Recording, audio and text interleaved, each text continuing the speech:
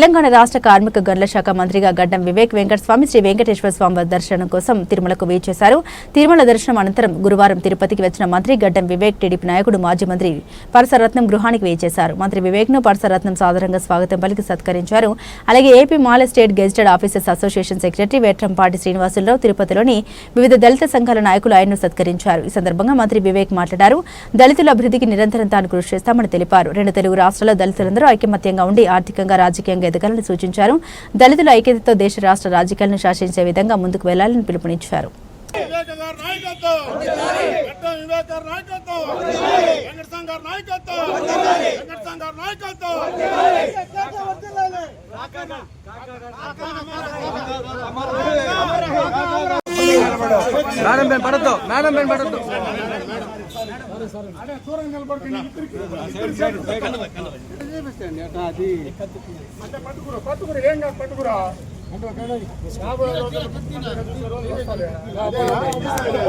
Very good.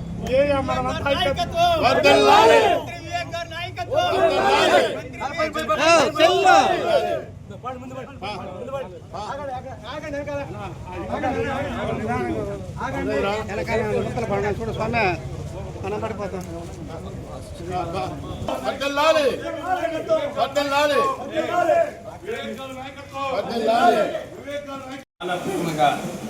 నిన్న ఎయిర్పోర్ట్లో కలిసినప్పుడు మీరు రావాలి మా ఇంటికి ఎట్లన్నానని చెప్పి వారు కోరడం జరిగింది. దాని ప్రకారంగానే మీరందరూ కూడా ఇంత ప్రేమగా నాకు ఆహ్వానించడం ఇప్పుడే రత్నం గారు చెప్పారు.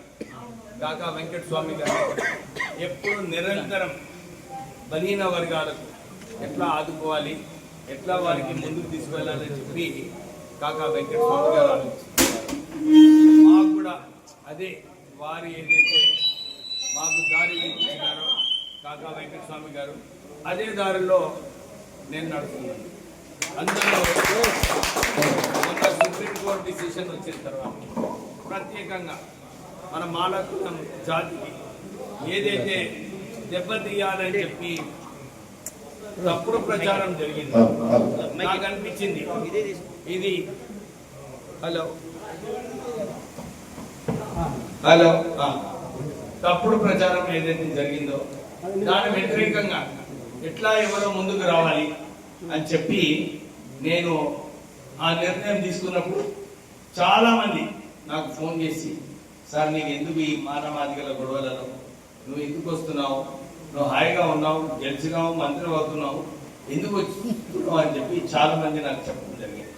కానీ నాకు అనిపించింది మా జాతికి ఇలా తప్పుడు ప్రచారం చేసేటప్పుడు ఎవరో ఒకరు ముందుకు వచ్చే అవసరం ఉంది, వచ్చి దానికి ధైర్యంగా ముందుకు తీసుకెళ్లాలని చెప్పి. ఎందుకంటే మా నాన్నగారు చెప్పిన మాటలు గుర్తుకొచ్చాయి. ఎప్పుడు కూడా రాజకీయాల్లో కానీ లైఫ్లో అయినా కానీ రిస్క్ తీసుకున్నప్పుడే నాయకుడు అవుతాడని చెప్పి ఎప్పుడు కూడా మా నాన్నగారు చెప్పారు. సో నాకు అది అనిపించింది, ఇది ఒక సమయం, మన జాతిని కాపాడుకునే సమయం వచ్చిందని చెప్పి నేను ముందు రావడం జరిగింది. ఎందుకంటే అన్ని పొలిటికల్ పార్టీస్లో ఏ పొలిటికల్ పార్టీ అయినా కానీ అందరూ మాలను చిన్న చూపు చూస్తారు.